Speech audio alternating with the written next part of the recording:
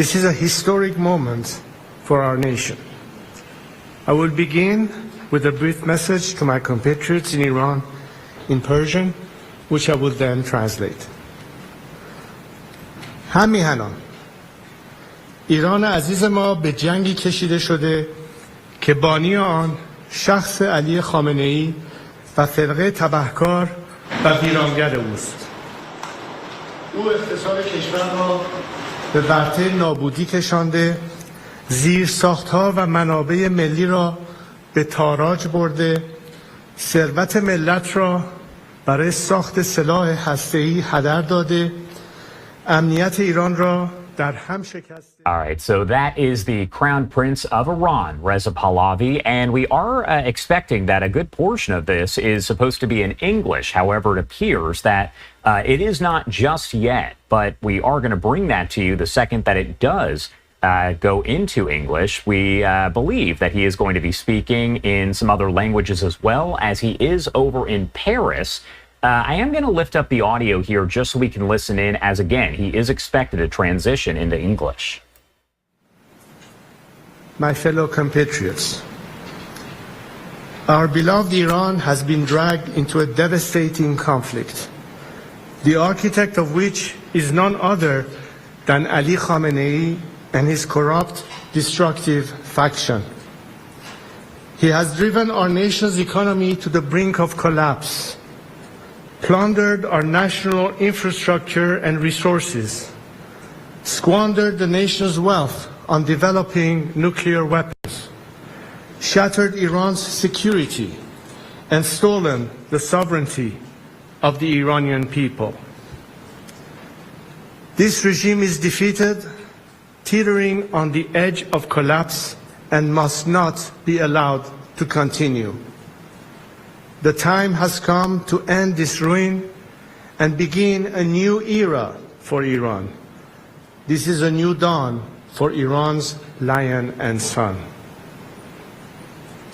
Ladies and gentlemen, over the past few days, I have spoken with people across Iran from every walk of life. An officer in the armed forces, a mother fleeing Tehran, a factory worker from Tabriz, a young woman, activist for the Women Life Freedom Movement. These voices represent a nation embattled but resilient that is not asking for its freedom, it is fighting for it.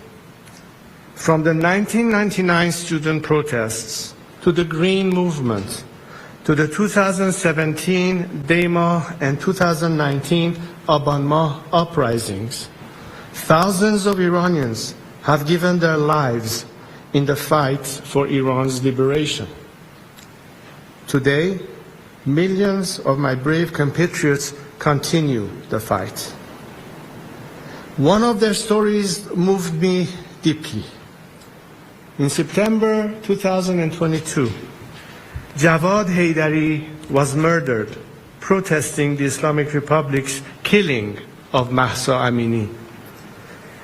His sister has continued his fight. She is one of the hundreds of activists the regime has arrested and harassed in recent days.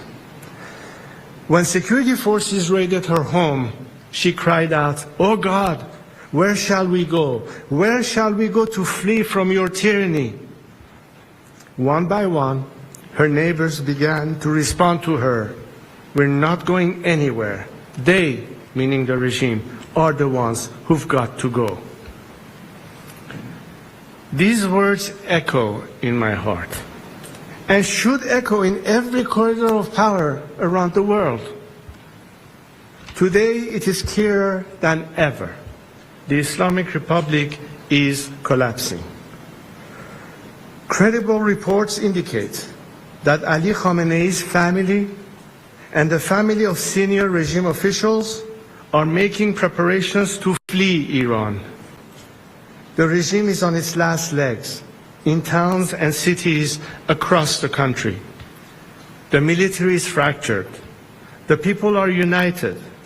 The foundation of this 46-year tyranny are shaking. This is our Berlin Wall moment. But like all moments of great change, it comes fraught with danger. We stand at a crossroads. One road leads to bloodshed and chaos, the other to a peaceful and democratic transition. The difference in these two roads depends on one factor, and one factor alone: whether the current regime in Iran is allowed to survive. If the West throws the regime a lifeline, there will be more bloodshed and chaos, because this regime will not submit or surrender after it has been humiliated. It will lash out. As long as it is in power, no country and no people are safe, whether on the streets of Washington, Paris, Jerusalem, Riyadh, or Tehran. There is only one way to achieve peace: a secular, democratic Iran. I am here today to submit myself to my compatriots, to lead them down this road of peace and democratic transition. I do not seek political power, but rather to help our great nation navigate through this critical hour towards stability, freedom, and justice. To the people of Iran, I see your courage, I feel your pain. I know you are suffering. I know many of you are afraid for your loved ones, your children, your future. So I speak to you today with a heavy heart. I worked for years, for decades, so that the scourge of war would never reach the borders of our land. Seeing the images of the people of Tehran forced to flee our beautiful capital, the explosions in Isfahan, the fires along the Persian Gulf, all fill me with pain. But more than pain, I am filled with anger, because this war is the result of the selfishness, hatred, and terror of one man, Ali Khamenei. While he directs this war from the safety of his hidden bunker, he uses our people as human shields. It is time to end the suffering. So today, I have a direct message for Ali Khamenei. Step down, and if you do, you will receive a fair trial and due process of law, which is more than you have ever given any Iranian. To other senior regime officials, those of you whose hands are soiled with the blood of the Iranian people, you too will have to face justice. But we will not repeat the mistakes in other failed transitions. To those of you who are loyal to the Iranian nation and not the Islamic Republic, there is a future for you in a democratic Iran. If you join the people now, the choice is yours to make. I know these officers, these soldiers, these brave men exist because they are reaching out to me and telling me they want to be part of this national salvation. But now, greater coordination is needed.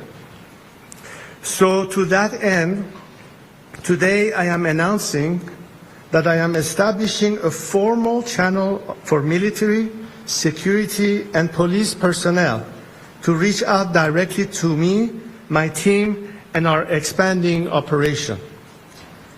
This is a secure platform to efficiently manage the growing volume of inbound communications and requests from those breaking with the regime and seeking to join our movement.